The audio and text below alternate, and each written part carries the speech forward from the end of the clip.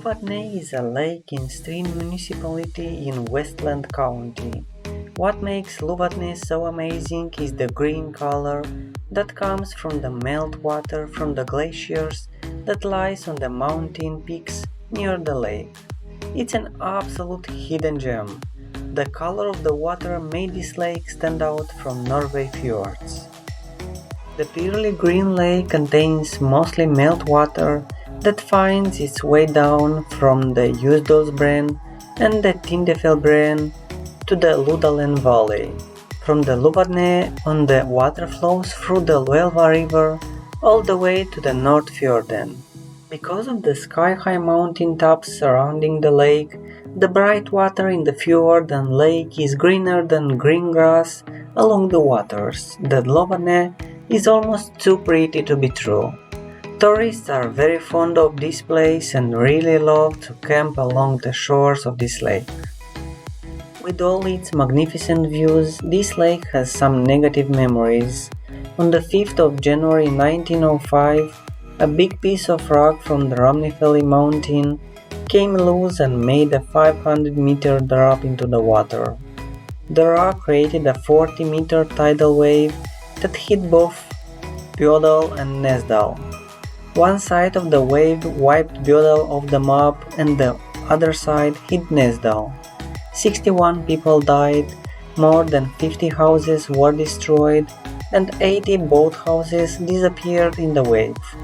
Thousands of tourists showed up to watch the scars of the disaster that took place, and especially the little steamer was very popular. For 31 years the area was safe and peaceful. But this came to an end at September 13, 1946, when nature took its toll on the area again. Another landslide hit Lodalen Valley, but this time way heavier than before. A big piece of rock, almost twice the size of the Eiffel Tower, broke loose and ended up in the lake.